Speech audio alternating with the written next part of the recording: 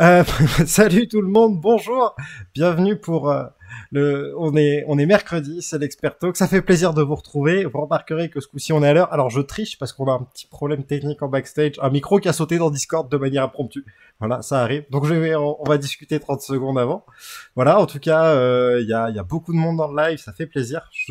Pour ceux qui nous ont pas regardé jeudi, je voulais m'excuser pour le live de la semaine dernière où ça a été une catastrophe technique. Il y a rien qui marchait. La licence Windows a sauté du PC. Je savais même pas que c'était possible, ce qui explique que ça a été euh, absolument infernal euh, d'un point de vue d'un point de vue audio. Tiens, alors moi j'ai un problème d'audio, mais c'est infernal. Euh, Est-ce que c'est mieux? Est-ce que c'est mieux? Parce que moi là, pour moi, le son que j'ai au casque est clair. Dis-moi moi ce que ça donne. En tout cas, salut au chat, salut Mathieu, salut Agalian. Voilà, tout le monde est là. Alors, moi, je vais m'inquiéter de Marine qui est revenue. Marine, est-ce qu'on t'entend? Ah, voilà, ça y est. Le problème technique est réglé dans les backstage. Donc, du coup, on va faire. Voilà, on va faire un petit test. J'ai fait un premier générique. Il vaut ce qu'il vaut. Donc, dans le chat, dites-moi ce que vous en pensez. Et de toute façon, je pense que je vais le faire évoluer pas parce qu'il y a des trucs qui me vont pas encore, mais voilà, je voulais vous le présenter et avoir votre avis. On se retrouve dans quelques secondes.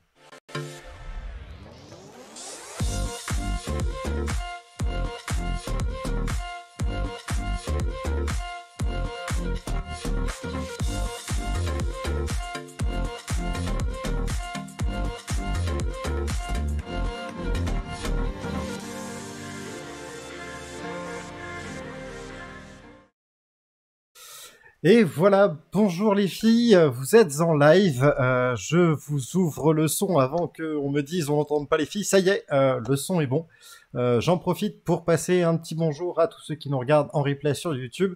Merci d'aller sur la chaîne Immersive Learning Lab, ça nous fait plaisir de voir que vous suivez les talks aussi en replay, mais n'hésitez pas à venir en live sur la chaîne Twitch ETR_FR les mercredis à 18h pour pouvoir interagir directement avec nos intervenantes ou nos intervenants en fonction de la semaine.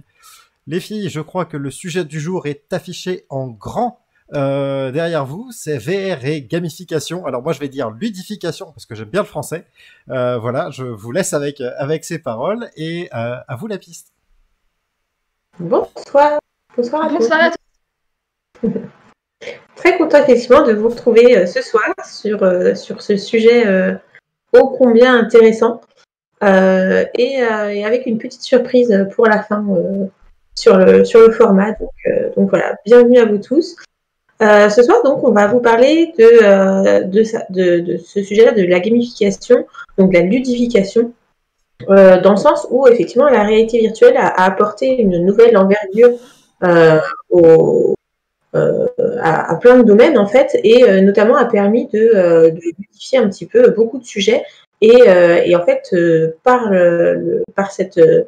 ce média-là, par cette entrée-là, permet d'avoir une autre efficacité et une autre approche sur ces sujets. Donc en fait, on va essayer de balayer un petit peu le sujet. En fait, ce qui nous a mis la puce à l'oreille, c'est un petit sujet d'actualité qui est passé il n'y a pas longtemps, qui est l'utilisation de l'environnement de Fortnite pour une entreprise australienne qui voulait faire de la prévention et de la formation pour les secouristes.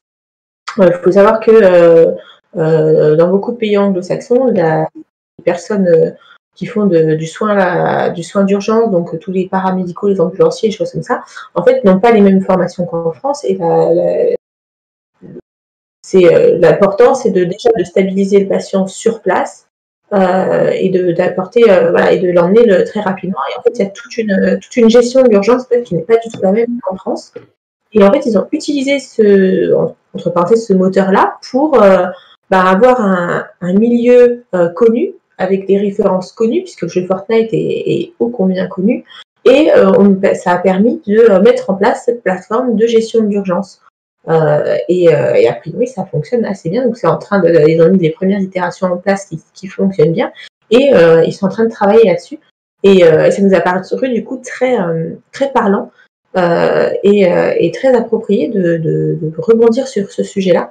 et d'aller un petit peu plus en avant pour débattre un petit peu de, ben voilà, qu'est-ce que va vraiment apporter la réalité virtuelle sur ce penchant de, ben voilà, elle vous apporte une envie de jouer, un autre engagement en fait par ce jeu, et du coup, comment est-ce qu'on réagit? Donc pour ça, ça va être un sujet super Marie, parce que c'est notre super référente UX qui va nous aiguiller là-dessus, qui va nous expliquer en quoi c'est un levier, et Marine nous fera une review un peu de la partie plus technique. Et on vous donnera plein d'exemples et on vous fera la petite surprise à la fin. Ça vous va les filles comme ça? C'est parfait. Écoute, on est prête. Go. Eh ben, Marie, à toi la scène. Merci beaucoup, Laline. Donc effectivement, pour effectivement juste un petit rappel, en fait, on parle aussi beaucoup le terme de serious gaming quand on se balade sur la toile, etc. Et tout. Voilà, c'est des termes qui reviennent assez rapidement. Donc petit rappel, en fait, qu'effectivement, c'est qu'est-ce que c'est que le serious game? En fait, ça, par exemple, c'est effectivement le fait de faire passer un message ou d'éduquer en fait un public en utilisant en fait des leviers de ludification. Oui, c'est pour toi. Et effectivement, on va avoir notamment des principes de la gamification qui, par exemple, sont ici donc avoir un objectif, des règles, des points de décision, des mécanismes et des feedbacks, tout comme on pourrait l'avoir dans un jeu. Et tout simplement, en fait, ces éléments vont permettre effectivement d'avoir un certain nombre de bénéfices qui sont l'engagement. On va vraiment favoriser l'engagement des participants. On va vraiment avoir un degré d'attention beaucoup plus important. On va aussi permettre de retenir cette attention parce que c'est pas tout que de capter l'attention, mais c'est aussi de la retenir. Donc, on parle de rétention de l'attention. On va donner du rythme, on va donner du sens. On parlait de pédagogie tout à l'heure et d'accompagnement, donc on donne du sens au message que l'on apporte. Et ça va favoriser aussi plus de coopération des participants, notamment sur des challenges en équipe. On va y mettre forcément avec les mécanismes dont je parlais tout à l'heure de gamification. On va le petit côté challenge, on voit très bien sur certaines applications de jeux où effectivement le côté teamwork fonctionne très très bien. Et ensuite, il y a des particularités qui sont propres à la réalité virtuelle. Tout simplement, on en parlait lors de la session sur les avatars, qui est le sentiment d'incarnation et ce sentiment effectivement de présence quand on est face à un autre avatar en réalité virtuelle. On a ce sentiment de malaise quand il y a quelqu'un qui est trop proche de nous, comme on l'a dans une vraie situation d'interaction sociale. Et ça, en fait, ça va créer, en fait, on voit qu'il y a un lien beaucoup plus important. Et donc aussi, ça va permettre aussi d'intensifier, en fait, cette création de lien, ce team building dont je parlais aussi. On va aussi avoir le côté, ça va aussi favoriser beaucoup plus la créativité. Pourquoi? Tout simplement parce que vous allez permettre, en fait, d'être dans un environnement complètement immersif. Et donc, vous allez pouvoir faire décrocher vos participants de leur univers classique, on va dire, de leur quotidien. Et donc, pour permettre des fois un degré de réflexion, qu'on dit toujours penser out of the box, et ben là, on prend la personne, on l'extrait de son quotidien et on va lui dire maintenant, tu es dans un monde complètement virtuel sur une thématique donnée, et ben ça va permettre en fait d'être beaucoup plus créatif, les idéations, tous les ateliers d'idéation sont beaucoup plus pertinents, beaucoup plus efficaces. Moi, je l'utilise beaucoup sur des ateliers en UX. Je le vois très bien. Je le vois quand je fais aussi mes cours de japonais dans un monde complètement. C'est le Japon. Il y a le mont Fuji, il y a tout. Il y a une salle avec avec effectivement des plumes pour faire de la calligraphie japonaise, avec des maisons traditionnelles. Tout ça, c'est vraiment des éléments qui apportent énormément en termes de créativité et de prise de recul sur un sujet. Donc ça, c'est une chose. Et ensuite, on va avoir un côté de stimulation sensorielle. Forcément, l'immersivité oblige, fera que il y aura une plus grande stimulation au niveau cognitif. Et donc, de fait, vous allez aussi avoir un ancrage émotionnel plus fort. Et qui dit ancrage émotionnel plus fort, dit ancrage mémoriel aussi plus fort. Et on sait que tous ces éléments mélangés créent au global, donc je parle côté émotionnel et les autres éléments dont j'ai parlé antérieurement, vont permettre une mémorisation beaucoup, beaucoup plus efficace, en fait, et à long terme, qui plus est, sur la captation en fait, de connaissances. Donc, voilà pourquoi, ici, les bénéfices de la gamification liés à la réalité virtuelle sont particulièrement pertinents. Donc voilà pour moi, un pic partie UX. C'était mon petit laïus UX et sciences cognitives. Merci Laurine, je me suis éclatée. Non, mais en fait, si je te suis bien, du coup, là, il y a déjà une plus-value à ludifier un apprentissage, donc à passer sur ce qu'on appelle le serious gaming. Par exemple, c'est des choses qui ont très bien été faites sur écran. Enfin, moi, je me souviens quand je faisais mes études d'infirmière, on avait un espèce de jeu de réanimation où on devait, on avait notre personnage qui était sur notre écran et on devait lui faire tout un tas de misères pour le prendre en charge. C'est d'ailleurs quelque chose qui est toujours fait, avec des qualités beaucoup, beaucoup plus. C'est important que c'est des choses qui sont toujours faites. Et en fait, le fait d'être en réalité virtuelle, du coup, ça rajoute encore toute la partie VR, tous les bénéfices qui sont inhérents à la VR par-dessus ces bénéfices qui étaient déjà inhérents à la gamification. En fait, ça fait un super combo, quoi. C'est ça, exactement. Ça va accentuer déjà les bénéfices déjà existants de la gamification. Ça en rajoute certains aussi, notamment avec la stream en présence. Ouais. Quand on fait de la gamification à distance, on n'a pas forcément. Maintenant, on fait beaucoup d'ateliers à distance.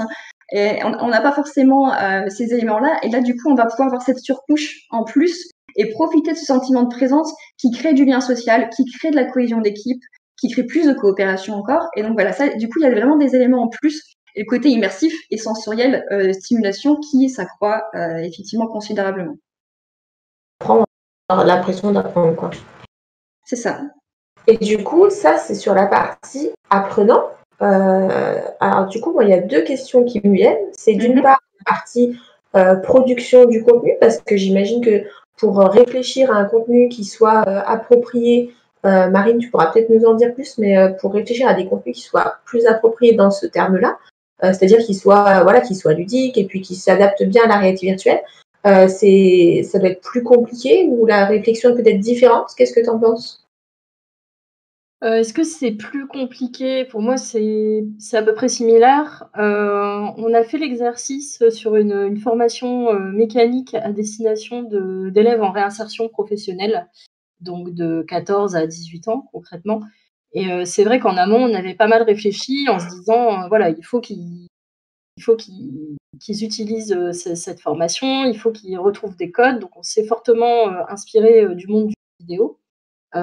Pour notamment donc dans les textes, etc., de dire ah bah super, regarde, t'as passé l'étape 1, tu gères, enfin voilà, utiliser déjà un langage approprié, essayer de trouver des choses, des mécanismes qui peuvent fonctionner pour ce public-là qui a l'habitude d'être de jouer à des jeux vidéo, qui a l'habitude de débloquer des trophées.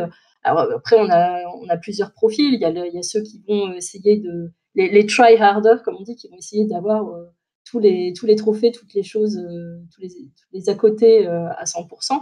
Donc c'est une réflexion qu'on a en amont.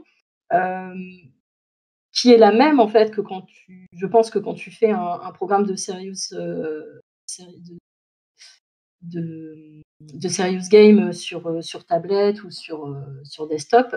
Après, c'est vrai que le côté immersif, comme le disait Marie, va apporter beaucoup plus d'avantages au niveau de la coopération.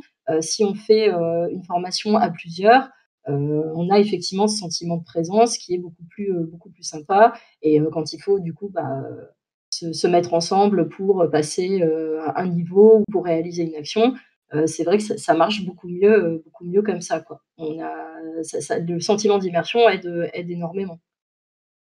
Du coup, tous les sentiments que tu peux ajouter, si tu veux ajouter du stress, si tu veux ajouter des choses comme ça, c'est de fait possible puisque la réalité virtuelle est possible.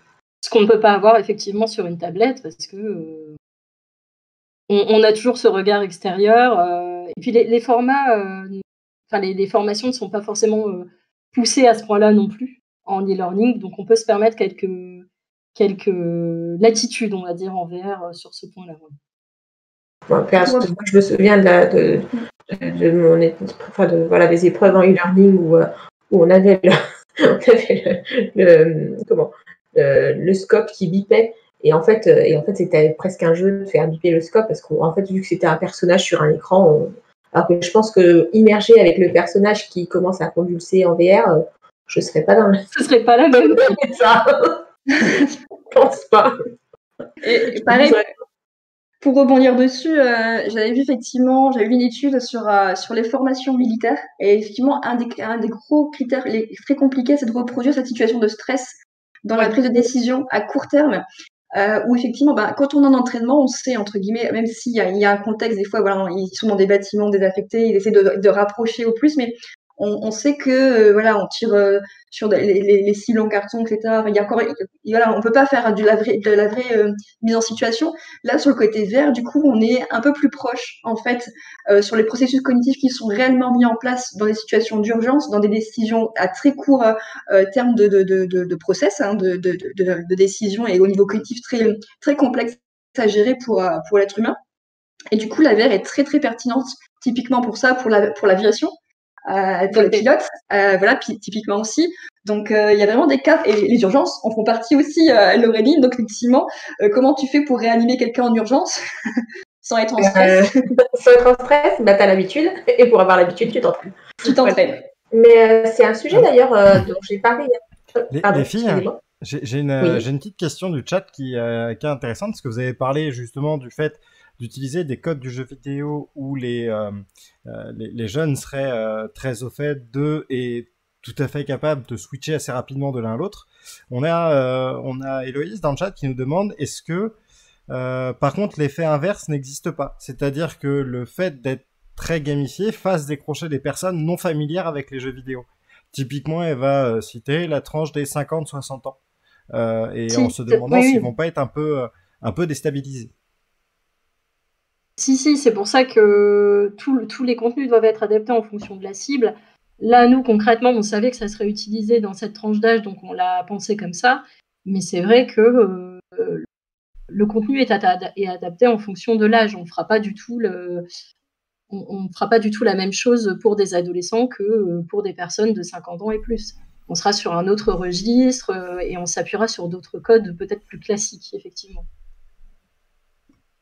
Toujours aussi le côté UX qui va parler, mais c'est toujours partir effectivement sur les modèles mentaux, tu disais très bien, Marine, à des personnes à qui on adresse la solution. On ne conçoit pas une solution pour la concevoir, on la conçoit pour des utilisateurs. Donc la première chose, c'est d'identifier les utilisateurs à qui on s'adresse. Et ensuite, on met derrière ce qu'on appelle des cas d'usage, en fait, dans le milieu. Et en fait, voilà, c'est ça qui va en fait déterminer toute la conception qui sera faite en amont. Et donc, forcément, dans les modèles mentaux, on va retrouver effectivement peut-être le langage, tu le disais très bien, avoir le même typologie de langage, pas trop soutenu ici pour des jeunes, quelque chose, voilà, un langage parlé, etc. Avoir des codes, ça peut être des codes de gamification à la Candy Crush parce qu'ils ont grandi aussi avec ça, etc. Ça peut être plein d'autres choses, alors que on pourrait reprendre d'autres codes de jeu d'une autre époque aussi. Je reprends, alors ça, c'est, je sais pas, moi, il y a eu différentes vagues en jeux vidéo, et moi j'en suis j'ai connu quelques vagues, ça dit tout jeune tout ça, mais effectivement on va s'appuyer sur d'autres codes en fait, tout simplement.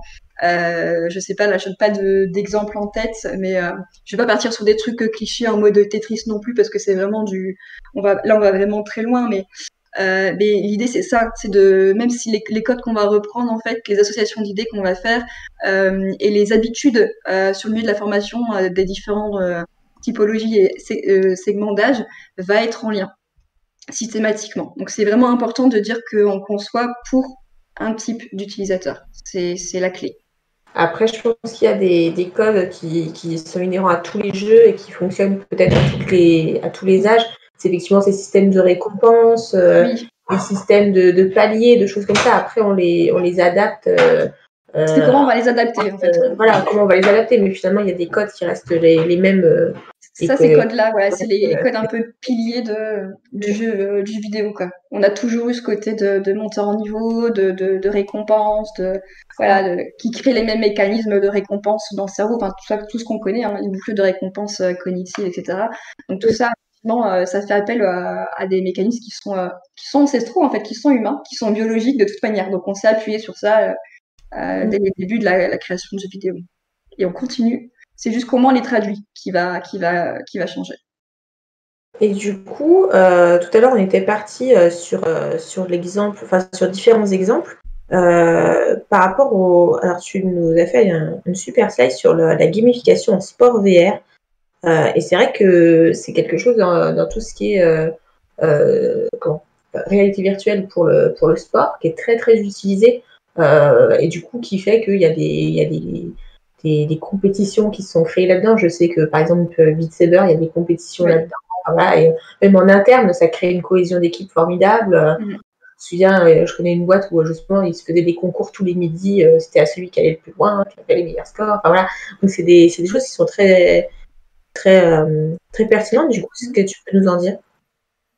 Alors effectivement, ici, en fait, on retrouve justement ce dont on parlait, c'est-à-dire que tu me disais que tu avais une très belle transition, Laureline, sur les mécaniques, justement de niveau, de badge, de points, de classement, tout ça. Et effectivement, il y a différents leviers. Et ici, en fait, c'est une étude qui a été faite du coup sur la VR et vraiment sur le sport VR en particulier, hein, vraiment très spécifique, je tiens à le préciser. Et effectivement, on a quand même 22% qui sont liés à des points, des classements et des challenges. Donc ça, c'est vraiment les 3 leviers majeurs en fait qu'on va retrouver, qui sont à égalité en fait, qui sont c'est des leviers qui sont le plus fréquemment utilisés. On va ensuite avoir pour 11% tout ce qui est réussite et badge, donc un peu les récompenses, etc. J'ai les petits badges. Alors pour ceux qui connaissent, qui connaissent un peu Steam, on a plein de petits badges. Par exemple, on en a sur plein d'applications mobiles hors VR. On a plein de badges. Je prends Waze, on a des badges. Il y en a pas mal comme ça qui utilisent ça. Duolingo aussi, il me semble. Donc voilà, donc c'est le même principe en fait de badge et de réussite et d'accomplissement pour dire voilà, vous avez accompli une étape, un niveau, etc. Et c'est très satisfaisant quand on a cet élément. Généralement, il est très bien mis en scène d'ailleurs, suite au passant avec des petites cinématiques ou quelque chose d'assez interactif. Et ensuite, pour des actions, des leviers un peu plus mineurs, mais aussi utilisés, alors, récompense quête Avatar. Donc Avatar, en plus, on avait fait un numéro dessus spécialement. Et donc, effectivement, il y a aussi les quêtes qu'on retrouve de manière plus rare parce qu'effectivement, ça nécessite un produit beaucoup plus élaboré aussi. Donc, on va partir plutôt sur des jeux en ligne de coopération, pour pas dire des RPG, donc des jeux de rôle en fait online pour ceux qui connaissent pas. Et là, on va avoir par exemple des quêtes, notamment. C'est ce type on va pouvoir coopérer du coup sur ces quêtes. On va pouvoir réussir du coup des challenges ensemble. Et ça va aussi beaucoup fédérer. Mais c'est des choses beaucoup plus spécifiques. L'avatar, on n'a pas toujours un avatar dans les principes de la gamification, mais c'est un levier non négligeable parce qu'effectivement, on va incarner en fait un personnage. Je prends c'est pas un exemple VR, mais il gère ça très bien. C'est Waze où on a un petit avatar et on peut l'upgrader. On peut passer ambassadeur, par exemple, quand on a un très bon level dans la contribution à la solution. Typiquement, voilà, ça fait partie des éléments intéressants et où on peut aussi avoir des équipements. Tu prends les RPG où on peut acheter des équipements, une nouvelle arme, une nouvelle armure, etc., etc. Et ça, il y a un côté aussi très satisfaisant parce que les récompenses, elles sont utilisées pour améliorer son avatar. Il y a toute une continuité. Il y a aussi beaucoup de rétention. On parle de boucle dans l'engagement, d'ailleurs, dans la gamification, parce que ça crée en fait une boucle vertueuse dans le fait de recommencer, etc., le cheminement, et avoir de nouvelles réussites, de nouvelles récompenses, et donc effectivement tout ce process de gamification. Et donc voilà, ça, ce sont en fait les leviers pour le sport qui sont les plus utilisés, qui sont les plus efficaces, tout simplement. Et comme tu le disais, effectivement, c'est utilisé il y a des compétitions de Beat Saber notamment. Il y a aussi les pilotes de course qui s'entraînent en VR, etc. Il y a les pilotes d'avion aussi. Donc il y a plein de sports, effectivement. Le vélo, où en fait, si on peut, j'ai testé une solution comme ça, parce que je fais que du vélo en statique. En fait, il y a des solutions où on peut avoir le casque, et du coup, j'avais l'impression d'être dehors, dans un environnement virtuel, mais tu roules en fait dans un environnement, voilà, ça change un petit peu. C'est plutôt sympa, on va pas se mentir. Et puis il y a des ajouts de gamification, donc on peut on gagne des éléments. Donc il y a ce côté challenge, on a notre vitesse, etc. Donc on veut aussi dépasser ses stats, chose qu'on fera moins, on va pas se mentir, dans son salon sans stimulation. On va avoir accès à la musique à fond, mais des fois, c'est un peu difficile. Je vous cache pas, en termes de motivation et de se mettre des petits challenges. Là, en fait, c'est vraiment, il y a des éléments qui sont apportés en plus en termes d'enrichissement de contenu. Donc, c'est intéressant. Et ça favorise vraiment le dépassement de soi. Parce que dans le sport VR, c'est vraiment ça qui est aussi cherché, c'est le dépassement de soi et le challenge entre participants et aussi envers soi, en fait. Parce que c'est de dépasser ses stats à chaque test, à chaque level. Donc, voilà. Et du coup, il y a d'autres exemples que le sport dans lesquels on peut utiliser la gamification, enfin la ludification, excuse-moi Louis. Parce que donc du coup, tu le notais en sport et tu l'as noté dans tout ce qui est VR social. Et c'est vrai que on en a pas mal parlé en plus de la VR sociale il y a quelques temps. On avait fait tout un speech là-dessus. D'ailleurs, il y a le replay, pour ceux que ça intéresse, vous pourrez retrouver le replay de notre super crash test des applis sociales. Et du coup, ça va s'appliquer comment sur les applis sociales? Les applis sociales, c'est l'avatar qui est beaucoup mis en avant. Parce que c'est la première chose de toute façon que voilà, quand on se log, on fait notre avatar, on le personnalise et ça déjà c'est très il y a un lien très fort qui se crée. Il y a avec ces avatars en lien, il y a aussi je prends l'exemple de Venue qui fait ça. Où on peut, dans le même principe que certaines applications de jeux en fait sur mobile, on peut acheter des équipements. En fait, on a des points, mais on peut aussi du coup acheter des crédits pour acheter des éléments pour personnaliser son avatar, comme on l'a dans de nombreux jeux sur mobile. On a ce principe de level dans certaines applications VR aussi, comme qui donne des autorisations à des accès différents. Je pense notamment à VRChat qui prend ce parti et effectivement il y a des mécaniques vraiment d'applications mobile jeux. Je prenais un peu comme Candy Crush ou Duolingo qui ont ces mécaniques-là. On va retrouver un peu ces éléments en fait sur le VR social, ce qui s'y prête bien parce qu'effectivement VR social à la base c'est quand on prend Horizon qui est le Facebook VR, et c'est vraiment l'idée, c'est vraiment d'étendre cet univers à la VR et en fait on est très proche en termes de code. La codification est quand même assez proche. Et en fait, pour pouvoir capter et retenir l'attention des utilisateurs, parce que c'est un des gros enjeux du VR social, parce que on pourrait très bien, il y a plein d'applis où on y va en VR social, et puis on se dit, ben voilà, c'est tout, j'ai vu le truc, il n'y a pas d'événement, il n'y a pas d'apport de nouveaux contenus, et du coup, ça n'intéresse, ça fait pas venir de manière régulière l'utilisateur et c'est ça que recherchent les plateformes sociales VR. Et donc, du coup, ils utilisent ces principes de gamification pour cette rétention et cette revisite régulière sur leur plateforme. Parce qu'il faut, en fait, pour qu'elle soit crédible et intéressante, il faut qu'il y ait beaucoup de trafic, de personnes, en fait, qui arrivent régulièrement pour échanger. Sinon, ça n'a pas de pertinence. Et effectivement, il y a des applis, on avait testé quelques-unes pour ce ETR spécial plateforme sociale. Et on voit bien qu'il n'y avait pas d'apport de nouveau contenu. D'ailleurs, c'était un des retours qui étaient faits sur certaines plateformes. Et de dire, du coup, j'ai été, mais moi, pour être franche, je sais pas, il y en a, je suis pas retournée parce que je sais qu'il n'y avait pas d'événement, pas de contenu nouveau, pas d'incitation à revenir. Et donc, du coup, moi, je l'ai vu et ça s'arrête là. Et là, effectivement, donc eux, en faisant ces mécaniques-là, on a envie de revenir parce qu'on a des points à gagner, on a des levels à passer, on a des événements à faire, etc. Et on va nous féliciter, on va nous donner des badges. Oui, du coup, hop, tu as tel badge parce que tu es assidu, tu es machin, etc. Voilà, c'est pas anodin en fait. Ces petits messages de félicitations, d'encouragement, pour avoir une application social VR qui soit la plus efficace possible. L'engagement faisait partie de nos critères d'étude de ces plateformes. Et du coup, sur le social, c'était l'appli aussi Alcove que j'ai redécouvert là il y a pas longtemps parce que j'ai eu à en parler avec quelqu'un. Et c'est vrai que c'est pareil, on avait retenu que c'était une plateforme où justement il y avait beaucoup de petites choses faites pour la famille et beaucoup de petits jeux mis en place et de petits éléments comme ça très ludiques finalement. Et que du coup ça donnait vraiment envie de retourner sur cette plateforme.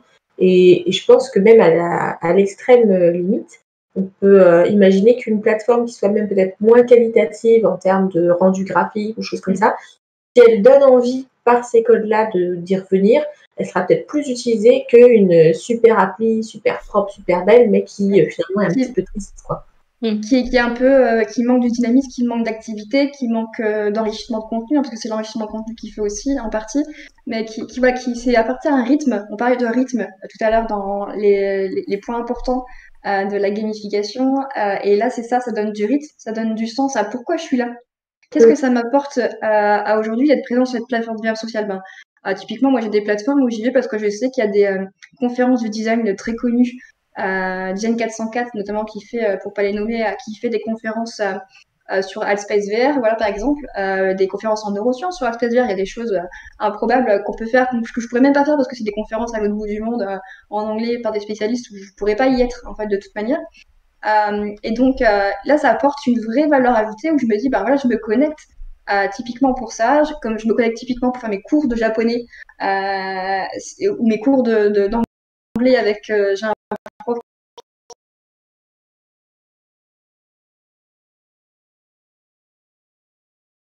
qui,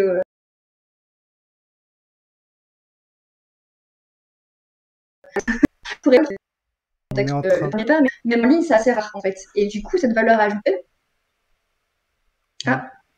Louis, tu non, me ça a parles? l'air bon, Marie. Ouais, non, mais enfin, moi, j'avais un problème de son. Alors, c'est peut-être chez moi. Un petit couple. Voilà. Les filles, est-ce que allez. vous, ça allait? Ok, bon, bah, c'est. Oui, nickel. Ah ouais. Okay. Non, je pense que c'est ta poisse légendaire qui a encore frappé. Je suis désolée. Sans transition. Non, mais c'est pas grave. Non, mais Louis sait que je le charrie beaucoup sur ça, donc on n'en tiendra pas, Lucas. Et notre Charlie, c'est pour ça. C'est ça, c'est pour ça. On a eu un problème d'oreillette, Charlie, mais c'est pas grave. On reste très et donc du coup, voilà, c'est plus voilà, ces éléments-là et le fait d'apporter des éléments comme ça, où moi, quand j'ai fini un cours de japonais, je suis félicitée, tout ça, j'ai des petits trucs, ça me donne envie de revenir, oui, forcément. Puis tu as l'impression d'avancer, ça met en image le fait de progresser, c'est beaucoup c'est concret, visuel, beaucoup plus parlant. Ouais. Parce que sinon, c'est quelque chose, effectivement, où tu as du mal à voir ton taux de progression. D'ailleurs, il y a souvent des jauges, les points sont utilisés souvent pour soit acheter des choses et se récompenser, récompense, transformer en récompense, soit pour voir la petite jauge qui se remplit et voir le nombre de points qui nous manque pour aller jusqu'au level supérieur. Ça. Alors, et c'est ça qui est important. Pour le coup, j'ai une autre question du chat. Voilà, Héloïse, encore, qui nous pose une question en demandant si si la ludification peut s'appliquer à les applications. En gros, les scrolls autour. Est-ce que la ludification ne risquerait pas de détourner l'attention?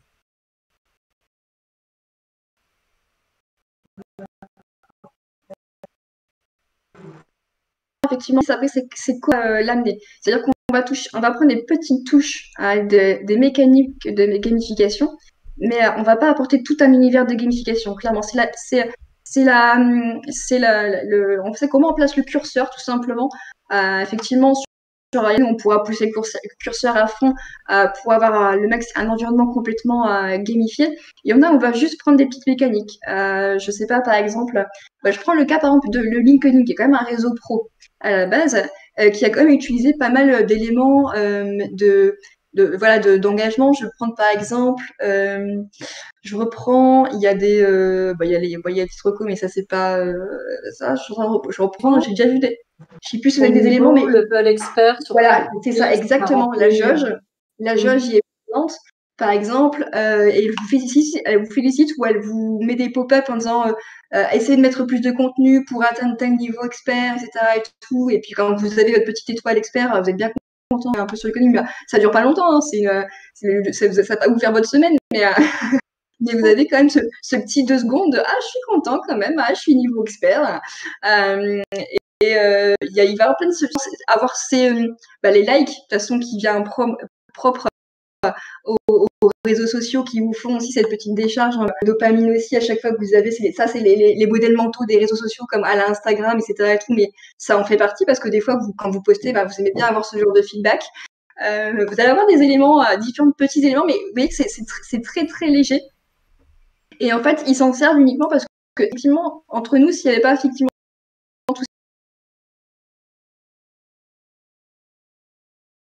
tous ces petits réactions et etc. Or, le nerf de la guerre pour LinkedIn, pour avoir le plus d'utilisateurs, c'est d'avoir le maximum de comptes générés par ces utilisateurs. Entre nous, LinkedIn, du coup, valorise moins le repartage que la création de contenu, parce que le de faire de la création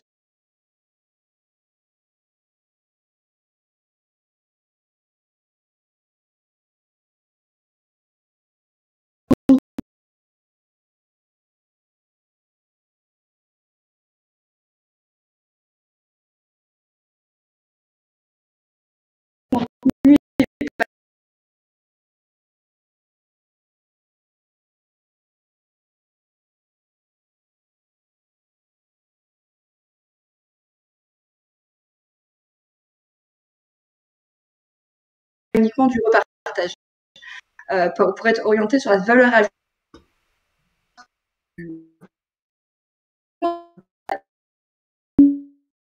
LinkedIn et aussi parce qu'on a débuté, on a décidé différemment. Marie? Oui. Non, J'arrive. j'arrive. J'ai eu un drop, ça m'a jeté de la session, tout ça. Comme n'importe quoi. Allez-y, on vous entend, on vous entend. Il n'y a pas de souci.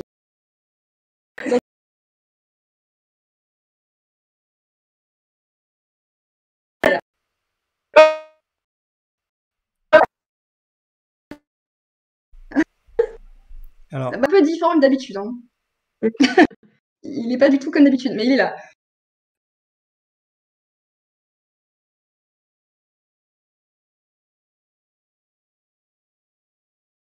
C'est son double. Ouais, c'est celui qui me regarde.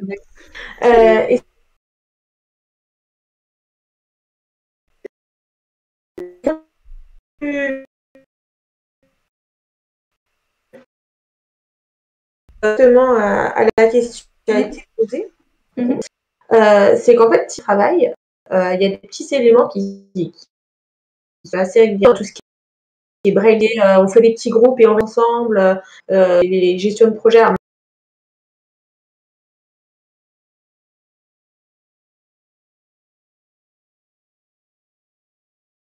De gestion de projet en agile, en sprint et ce genre de choses, ça vient du travail de façon générale.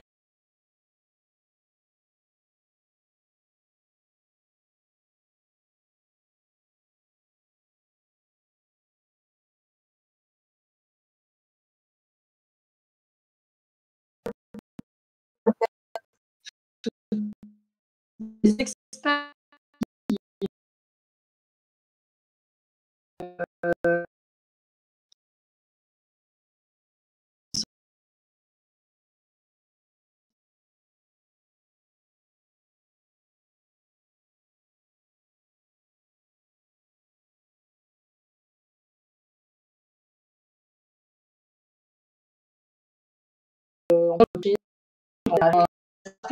en fait, volontairement. Les personnages ont des avatars pendant les design sprints, pendant les idées.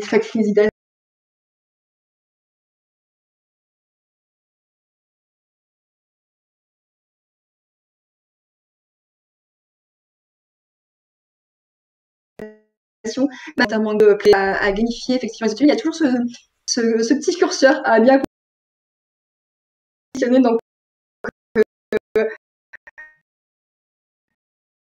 il faut le trouver. Et en fait, voilà, ça participe plus le temps. En fait, on arrive à trouver effectivement les bons leviers pour pouvoir engager l'activité sur laquelle on souhaite agir sur des ateliers.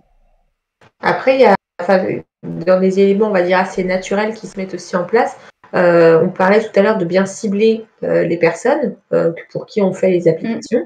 Et typiquement, tous les systèmes de persona du jeu, c'est-à-dire de créer un personnage qui soit que de la représentation, etc. Ça va vraiment de ces codes-là.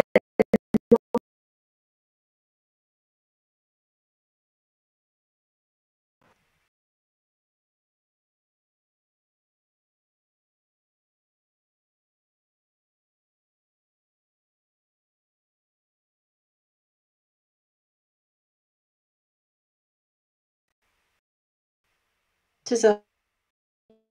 Alors, tu peux la créer en virtuel et la voir vraiment, et du coup, quelque part, entre parenthèses, discuter et voir, voilà, l'imaginer dans son élément. Typiquement, on est en mode persona, businesswoman, machin, et on aurait plus l'idée que de se voir en visio.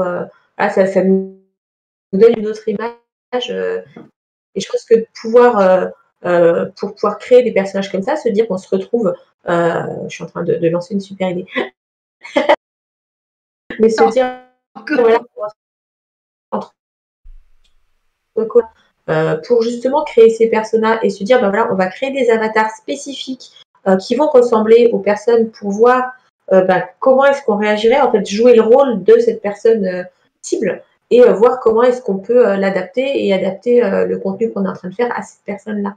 Ouais, je suis Ça peut d'accord. être des idées intéressantes. Moi, je suis complètement là, j'avoue. Voilà, c'est une super idée. Encore une bouteille à la mer jetée par Laureline. Ça va, c'est hop,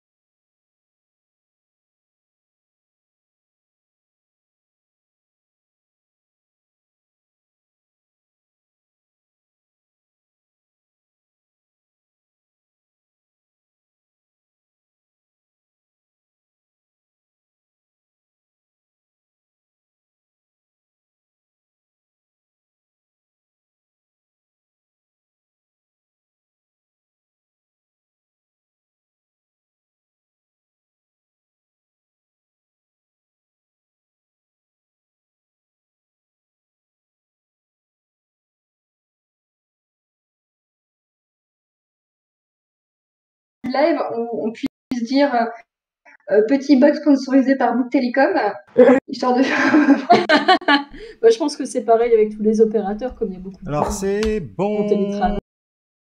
c'est bon, on est de retour, je suis désolé, désolé, voilà, là c'est pas 40 cm que je vais relever à mon fournisseur d'accès, c'est toute la tête, voilà, là ça me rend complètement malade, je suis désolé pour la descente, normalement on est de retour, c'est la connexion chez moi qui s'est mise à osciller, moi je saurais te dire d'autres, voilà, en tout cas, on est de retour. Les filles, je vous laisse poser la question que vous vouliez poser au chat ce soir.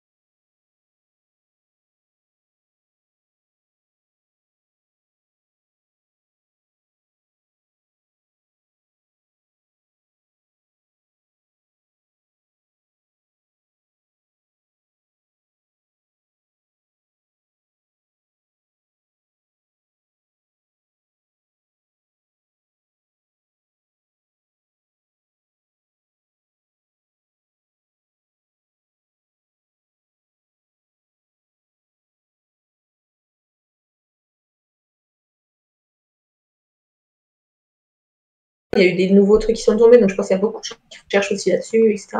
Donc effectivement, il n'y a plus d'Internet. Alors, est-ce qu'on est de retour? J'ai l'impression que oui. Je vérifie sur mon téléphone pour pas surcharger mon PC. Vous êtes de nouveau. Ah, voilà, on me dit ça fonctionne. Voilà, je suis dingue. Yeah. Je suis complètement dingue. Donc, vous allez pouvoir poser réseau neuf. Non, pas réseau neuf, réseau carton, moi, réseau carton, mais t'inquiète, un jour, ça va fonctionner correctement et les gens vont arrêter. Voilà, bon, bref. On va pas épiloguer. Les filles avaient une question à vous poser, notamment ludification pour avoir les retours du chat. Donc, il faut répondre vite. Et voilà. Allez-y. Donc, on repart. La question, c'était peut-on imaginer que les codes de gamification et de V puissent s'appliquer au milieu de la formation, sachant que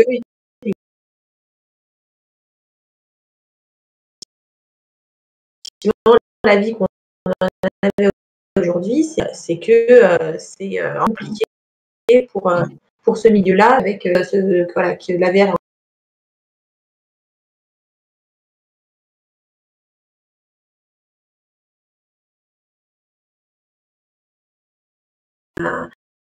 comme un social.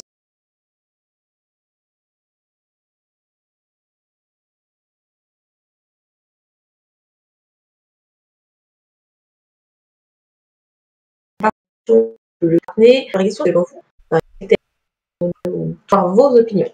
Donc, allez-y. Vous n'avez pas 4 heures, vous avez 10 minutes. C'est parti. C'est assez. Ouais. J'aurais pas aimé t'avoir comme prof, Laureline. Vraiment, je préfère être co-présentatrice que élève avec Laureline, personnellement. Alors, tu peux pas des élèves, j'en ai eu plein et ils ont survécu.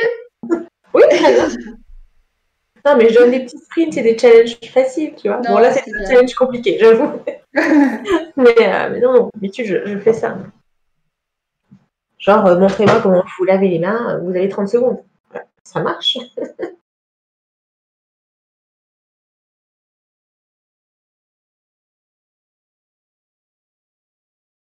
Ça marche. D'ailleurs, comme ça me permet au chat de prendre le temps de nous répondre. Ça me fait penser que dans le lab VR qu'on utilise pour la formation en hygiène, là, il n'y a pas longtemps, j'ai fait une session. Et en fait, on a fait un petit le début d'une idéation de gamification, justement, où on voit, quand on touche à tout, on voit les microbes qui se déposent partout. Et en fait, je me dis que ça, c'est vraiment la partie, à part que j'aille voir le dev, et que je lui demande d'augmenter, en fait,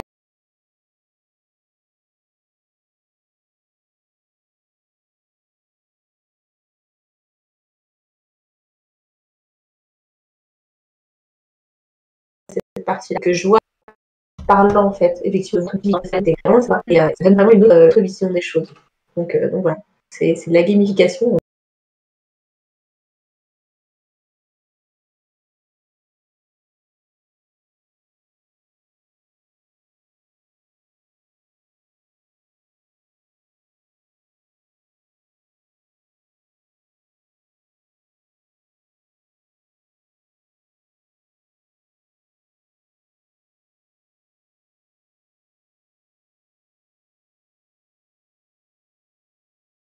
C'est pas moi, j'ai rien dit.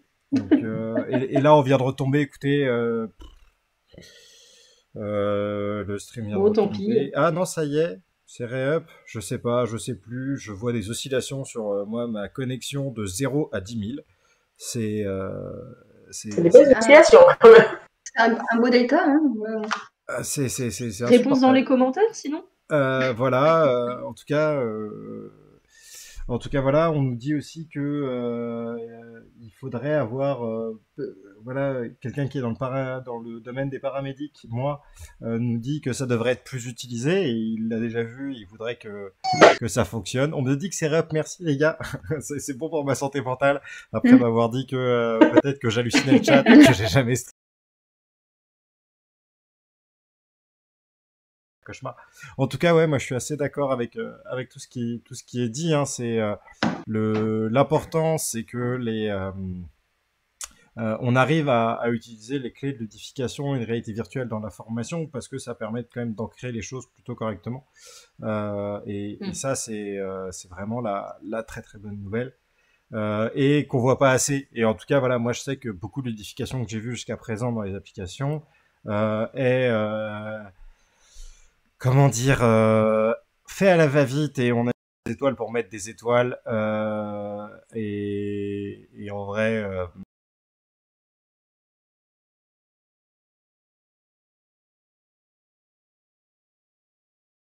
Donc peut-être plus le travailler, plus le réfléchir.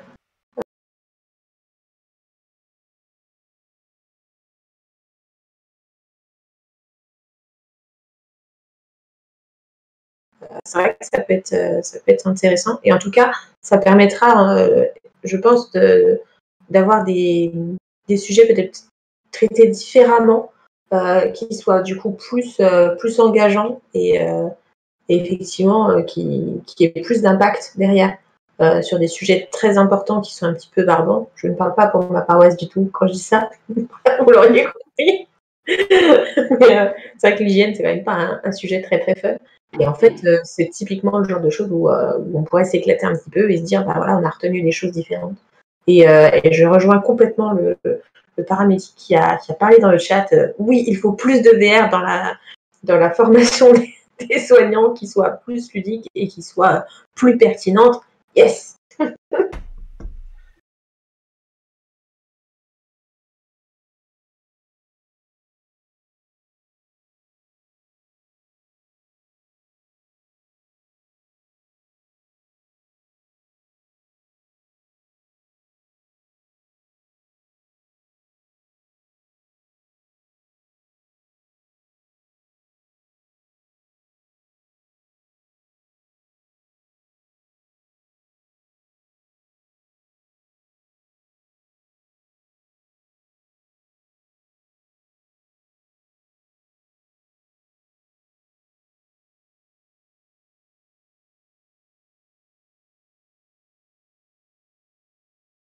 Un partie intégrante du jeu, parce qu'on est censé mettre une combinaison, on est censé être aseptisé pour des raisons évidentes. Et donc, du coup, on intègre ça comme étant un élément d'immersivité, en fait, dans l'expérience. Et ça peut être très drôle de se dire, allez, je me mets dans la peau d'un scientifique, et du coup, ben voilà, pop-up, je fais tous les process, et je me mets ma casquette de scientifique, de laborantin, etc. Et